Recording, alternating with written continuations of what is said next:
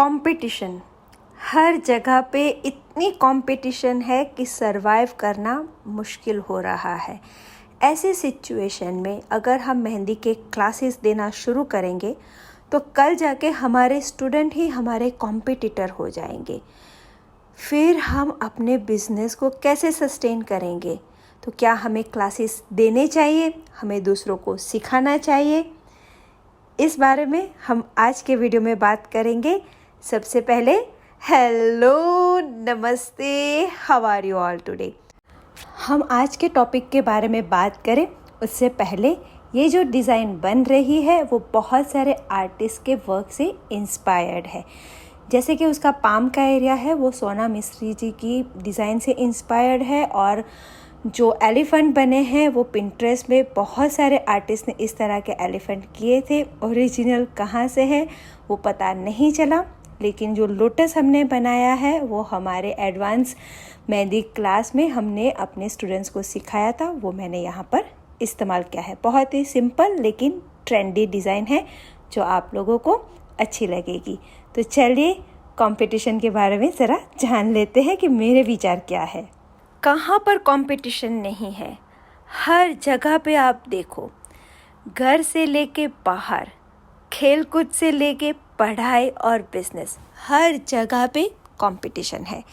ऐसा लग रहा है कि कंपटीशन हमारा दूसरा स्वभाव बन के रह गया है। अगर कंपटीशन नहीं है तो हम परफॉर्म भी नहीं करते। ध्यान से देखो, अगर आपकी ज़िंदगी में कंपटीशन नहीं रहेगा तो क्या आप परफॉर्म कर पाओगे? जी हाँ, यही एक सच्चाई है। मेहंदी के क्लासेस देना, कंपटीशन को बढ़ावा देना, ये हमारी सोच है। वरना आप सोचो, हर कोई ऐसे ही सोचता तो आज आपको भी मेहंदी नहीं आती होगी। आपने भी मेहंदी कहीं ना कहीं से तो सीखी है। अगर अपने आप भी सीखी है तो ऐसा तो नहीं है कि आपने कोन उठा लिया और बस शुरू हो गए। कहीं ना कहीं से भी आपको सीखने को मिला होगा।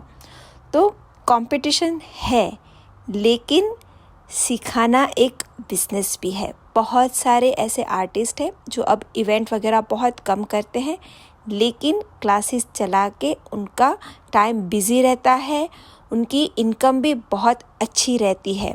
तो मेहंदी सिखाना, क्लासेस चलाना एक अपने आप में बहुत बड़ा बिजनेस है। ऐसे बहुत आर्टिस्ट को मैं खुद जानती हूँ जो सिर्फ़ और सिर्फ क्लासेस दे के बहुत ही पॉपुलर भी है, बहुत बिजी भी है और बहुत ही डिमांड में भी है। हर एक फील्ड में चेंजेस आते हैं, काम करने के तरीके बदलते हैं। अगर आप सोशल मीडिया के आने से पहले मेहंदी में किस तरह से काम होता था, सिर्फ मेहंदी में नहीं, हर एक बिजनेस में आप देखो किस तरह से काम होता था। आप अपने ही शहर में काम करते थे, अपनी गलियों में काम करते थे, बाहर जाना बहुत ही कम था मेहंदी के लिए।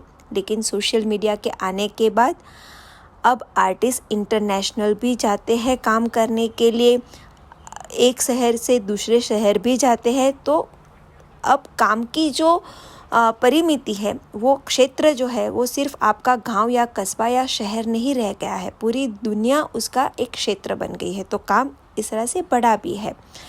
पहले अगर आपको मेहंदी सीखनी होती थी तो जो आर्टिस्ट के पास आपको सीखना होता था उसके पास आपको जाना पड़ता था, और कई बार जैसे हम जैसे आर्टिस्ट को किसी आर्टिस्ट से सीखना होता है इंडिया में तो वहाँ जाना मुश्किल हो जाता था हमारे लिए, तो हम नहीं सीख पाते थे। लेकिन अब कोविड के बाद ऑनलाइन क्लासेस की इतनी धूम चली है कि हमें जो भी सीखना हो और जिससे सीखना हो हम बहुत आसानी से सीख सकते हैं। मैं खुद कितने सारे ऑनलाइन क्लासेस दे भी रही हूँ और ले भी रही हूँ। मुझे जो सीखना है मैं वो सब सीख रही हूँ ऑनलाइन क्लासेस की वजह से। तो ये पूरा जो बिज़नेस करने का तरीका है वो भी बदल गया है। तो इसीलिए जी हाँ, कंपटीशन डेफिनेटली बढ़ती है अगर आप किसी को सिखाते हो तो, लेकिन हर एक की अपनी एक सीमा रेखा होती है, कैपेसिटी होती है। अगर कोई आर्टिस्ट 10 व्यक्ति को एक दिन में मेहंदी लगा सकता है तो वो 10 व्यक्ति को मेहंदी लगा सकता है। बहुत ज़्यादा खींच ले तो 12 को लगा पाएगा। लेकिन अगर 20 लगाने वाले हैं तो उनको 2 आर्टिस्ट ही लगेंगे। तो अगर काम बढ़ता है तो आर्टिस्ट की डिमांड भी बढ़ती है। और अब तो मेहंदी इतनी मॉडर्न हो गई है। पहले सिर्फ फ्लोरल वगैरह मेहंदी लगती थी, अब थीम बेस्ड मेहंदी लगती है। मेहंदी में कितनी सारी चेंजेस आ गए हैं, किस किस तरह से मेहंदी लगती है, कितनी नई स्टाइल की मेहंदी लगती है। तो आप अगर अपनी क्रिएटिविटी पे, अपने काम पे फोकस रखते हो तो आप हमेशा डिमांड में रहते हो। हाँ, ये बात सही है कि आपको लगातार प्रैक्टिस करनी पड़ेगी, आपको लगातार अपने काम में इम्प्रूवमेंट लाना पड़ेगा, आपको हमेशा कुछ नयापन लाना पड़ेगा।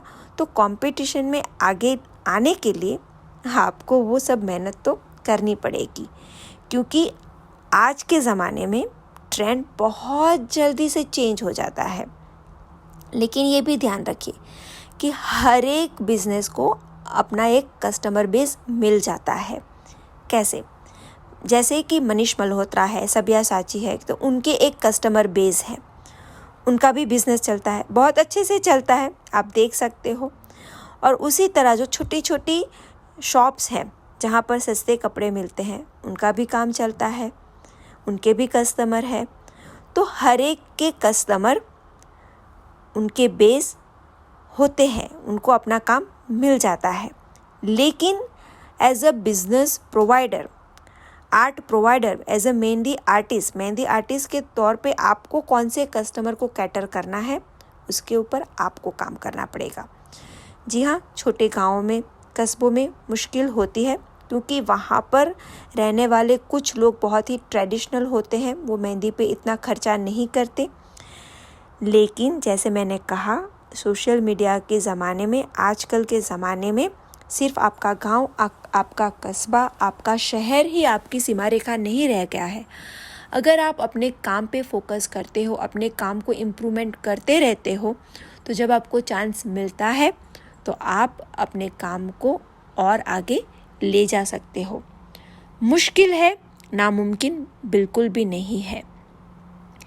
तो इसीलिए जब भी दिमाग में ये ख्याल आए कि क्लासेस देने से कंपटीशन बढ़ता है, काम हमारा कम होता है, तो एक्चुअली आप अपने एक बिज़नेस का जो रेवेन्यू लाने वाला एक जो भाग है, क्लासेस से आपको एक रेवेन्यू जो जनरेट होता है, उसको आप कॉम्प्रोमाइज़ करते हो।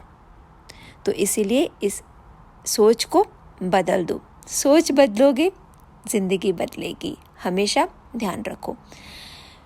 फिर ऐसे भी लोग आपको मिलेंगे कि जो आपकी पीठ के पीछे छुरी मारेंगे। तो ऐसा तो होता रहता है।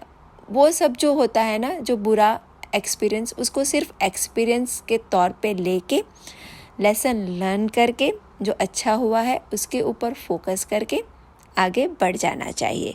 हर एक बिज़नेस में आपको ऐसे कुछ लोग तो ज़रूर ही मिलेंगे जो मीठी मीठी बातें करके, आपसे मिलजुल के, घुल मिल के आपसे पूरा सीख लेंगे और फिर समय आते ही आपके साथ दगा कर जाएंगे। वैसे लोग भी होते हैं, वो उनका स्वभाव होता है। लेकिन एक बात याद रखो, ऐसा करने से कोई सफलता नहीं मिलती। अगर उनको मिल भी जाती है तो खैर कोई बात नहीं, उनका नसीब। हमें अपने काम पे ध्यान रख के, साफ दानत के साथ हमारे काम को प्रोग्रेस पर हमेशा रखने के लिए फोकस रहना चाहिए। यही हमारा एम होना चाहिए।